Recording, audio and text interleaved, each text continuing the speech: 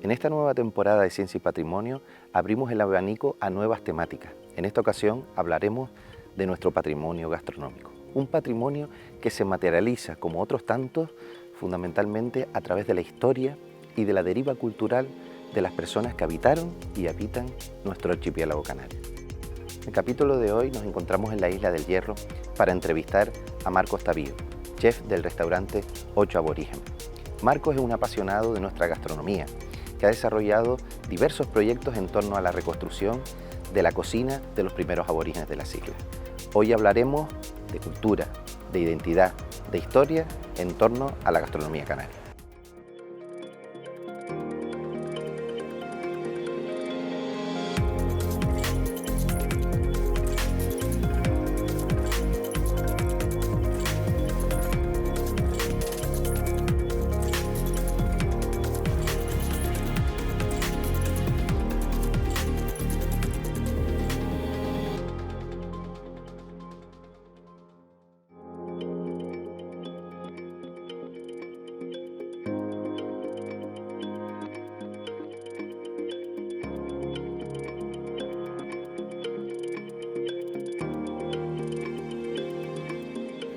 Yo siempre he querido hacer cocina canaria, ¿no? Yo entendía que mi personalidad gastronómica tarde o temprano se tenía que vincular a mi identidad, a mis recuerdos, a mis vivencias de niño y de joven.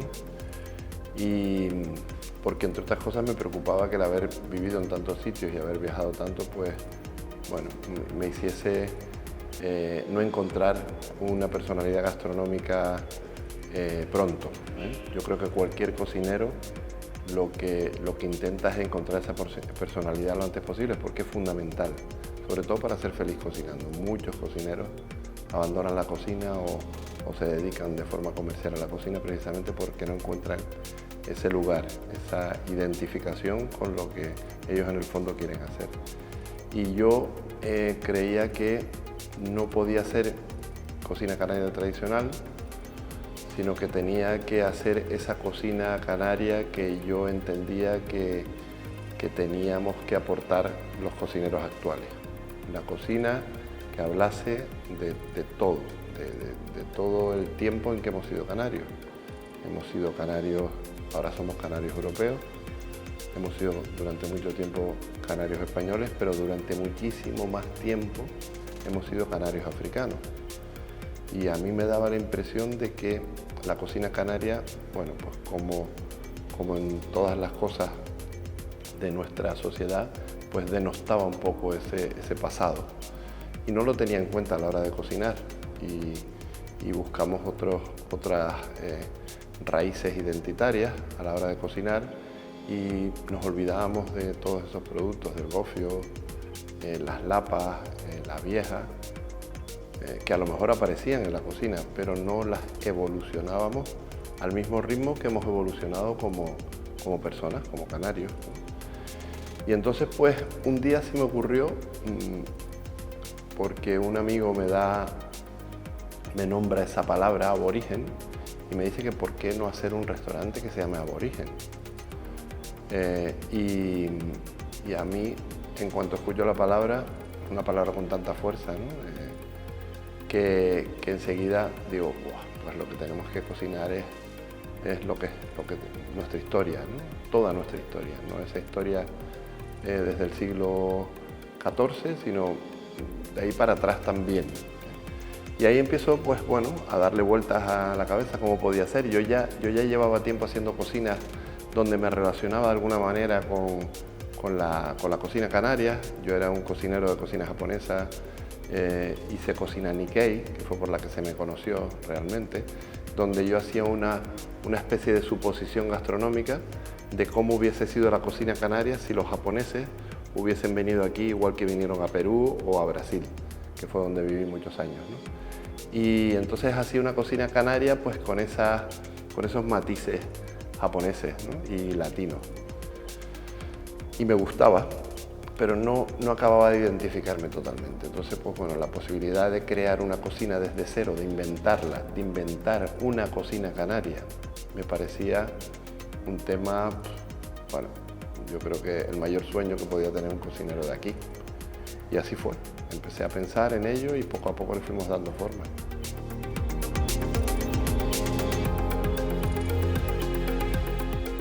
Originalmente, esta nueva cocina que yo empecé a hacer tenía que ver un poco con la historia, con lo que yo conocía de la historia, con lo que había leído, con lo que había estudiado, algunos arqueólogos bueno, con los que hablaba ocasionalmente porque no tenía esa manera de llegar a ellos tan fácil que tengo ahora.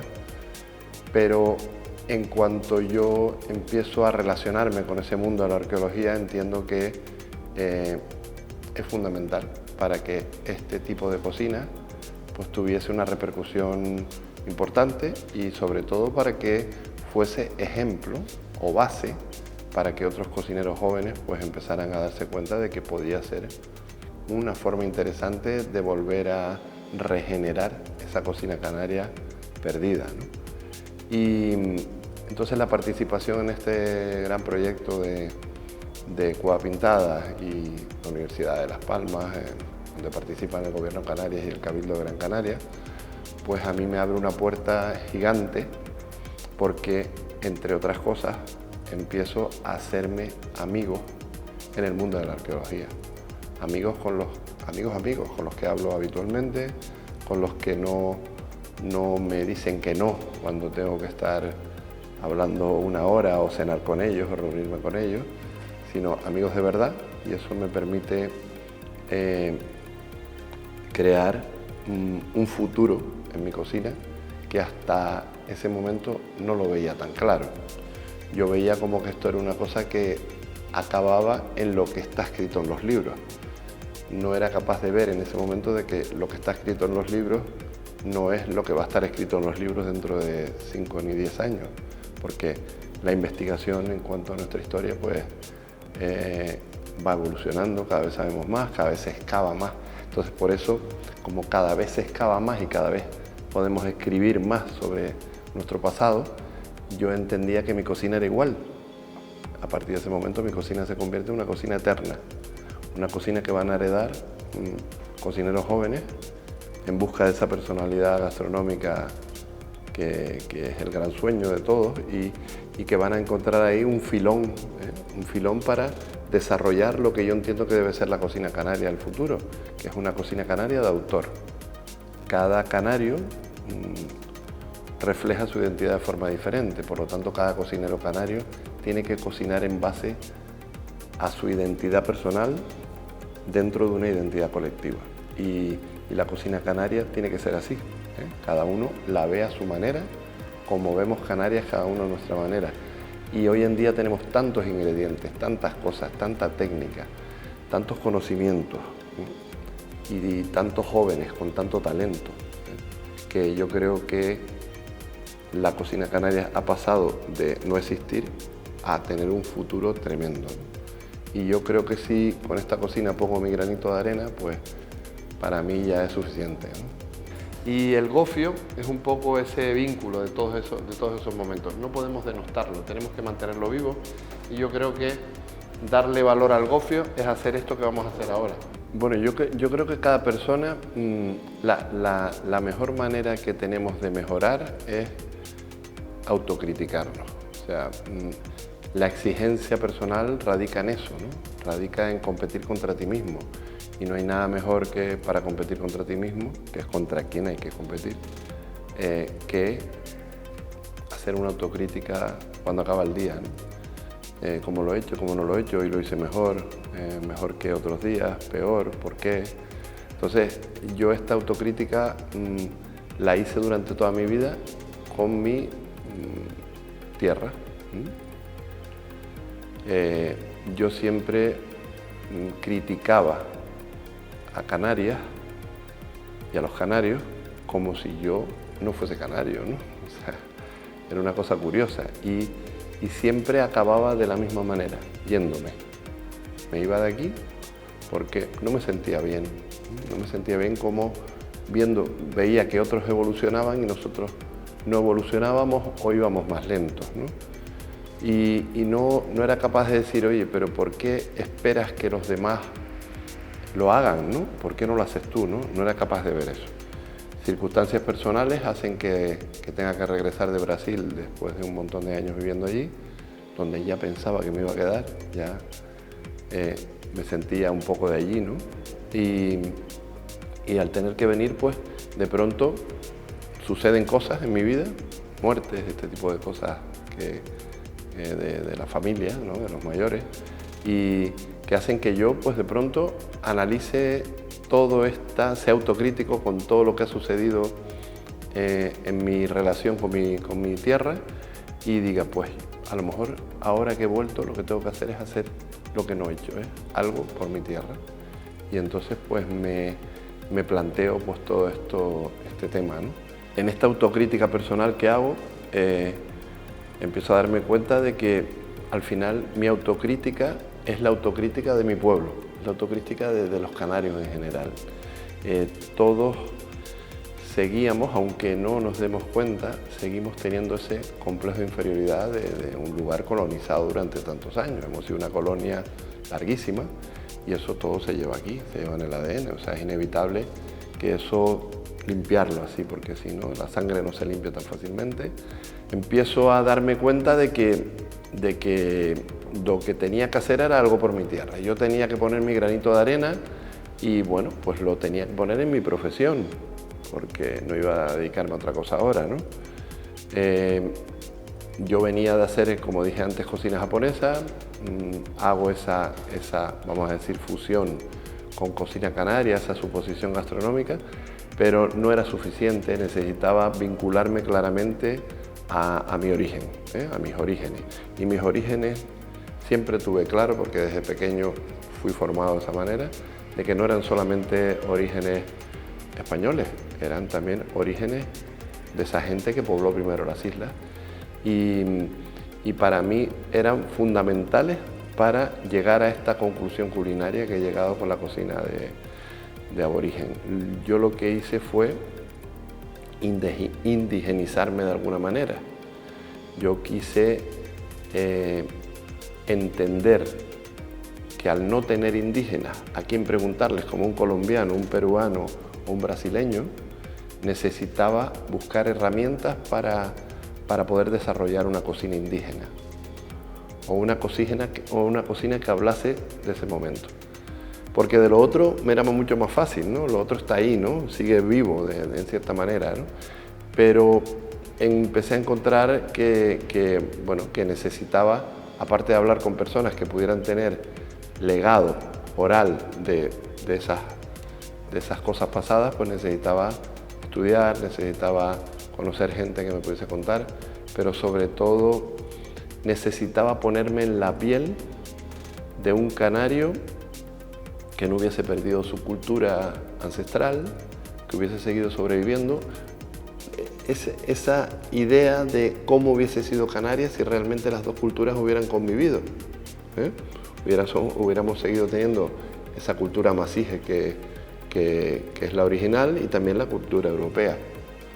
Entonces yo me convertí en un indígena del siglo XXI, que es lo que soy en el fondo. O sea, para poder cocinar así necesito sentirme así, necesito que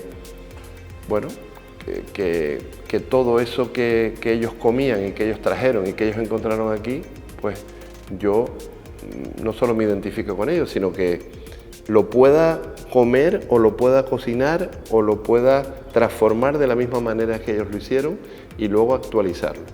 Y es lo que al final es la conclusión a la que llego y es lo que hago ahora mismo. Yo cocino cosas actuales siempre desde la visión de un indígena, porque seguramente si ese indígena hubiese sobrevivido, o esa cultura hubiese sobrevivido, ahora mismo la cocina masije de Canarias sería una cocina pues muy europeizada, evidentemente, porque bueno, tenemos muchos nuevos ingredientes que llegaron de América pues rápido y otros que han ido llegando ahora, ¿no? Y sabemos cocinar muy diferente como cocinamos antes, por lo tanto, la cocina canaria actual, la cocina canaria futura, debe ser un poco un reflejo de toda esa historia. Nosotros tenemos que poner en valor todo ese pasado, no solamente el pasado reciente, sino el pasado más ancestral, porque si no, en cualquier momento van a suceder cosas como las que sucedieron con el turismo y vamos a perder nuestro vínculo muy fácilmente. El canario siempre ha estado vinculado al mundo rural. En cuanto el mundo rural decide salirse de ahí para ir al mundo turístico, porque entendían que era mejor, era mejor limpiar un hotel que sacar papas.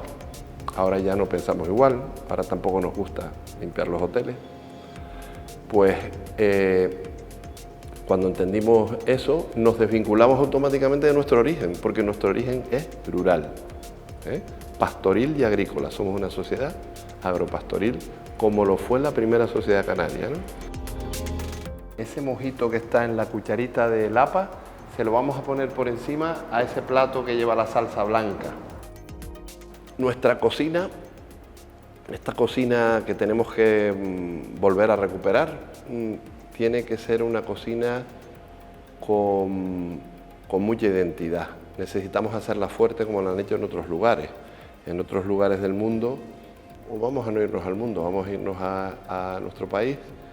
Desde esa cocina de pobre, gracias a esos ingredientes de pobre, los que se comió toda la vida, los que sirvieron para paliar el hambre, han evolucionado, al igual que la sociedad, y han creado cocinas muy especiales.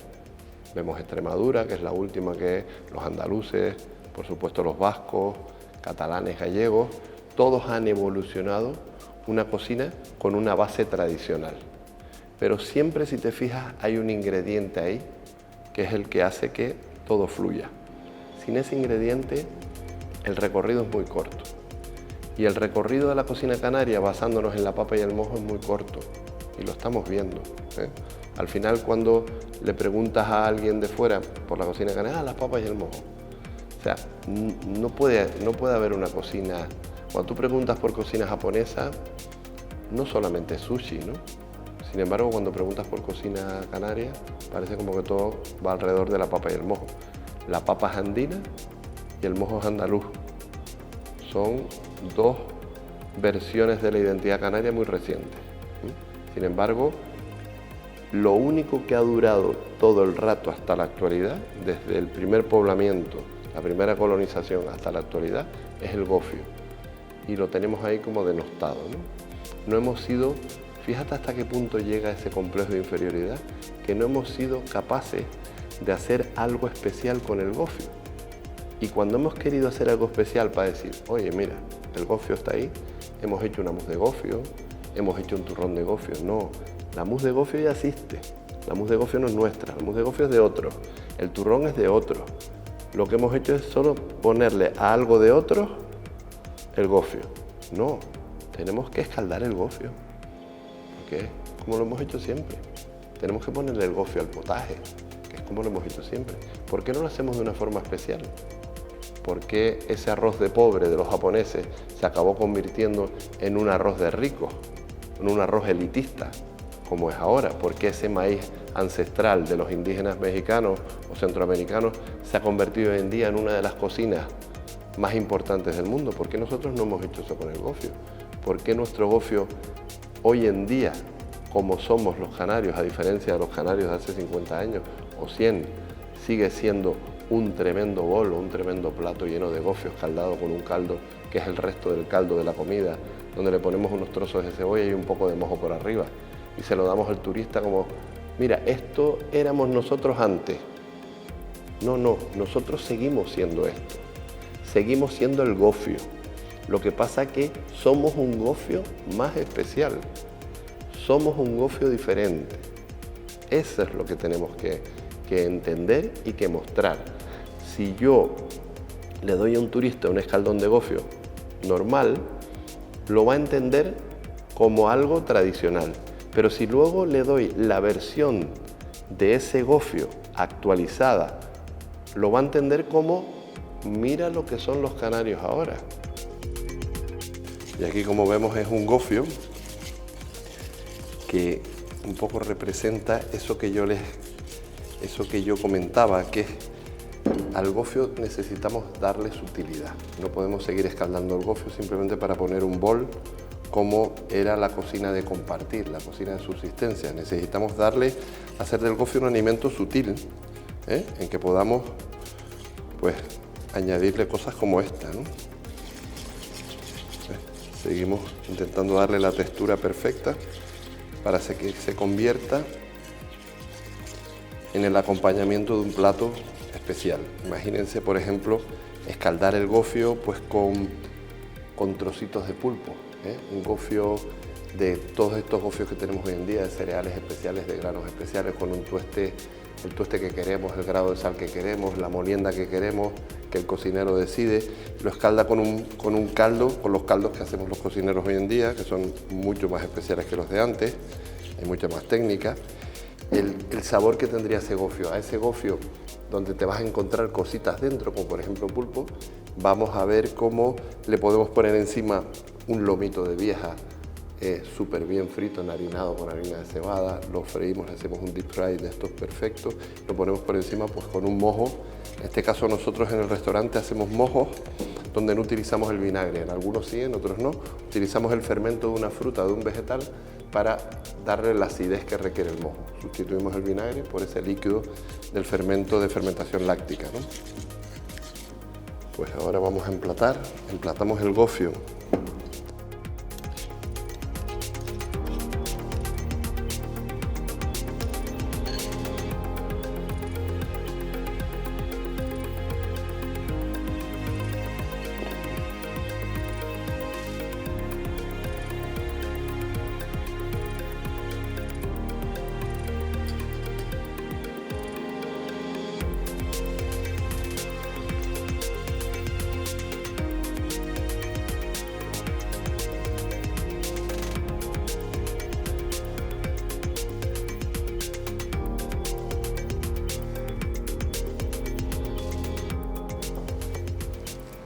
Le ponemos un poquito de mojo de higo.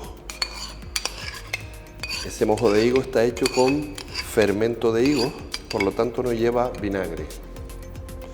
Y ahora le vamos a poner un mojo que sería el mojo de cilantro actual, pero sustituyendo el cilantro por las algas. Es un mojo de algas. Y finalmente le vamos a poner unas lentejitas tostada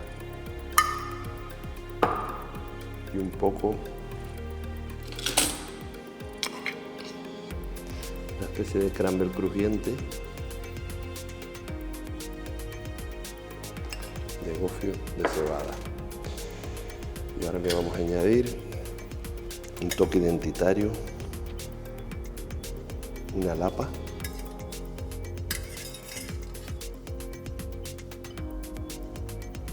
y un pejín.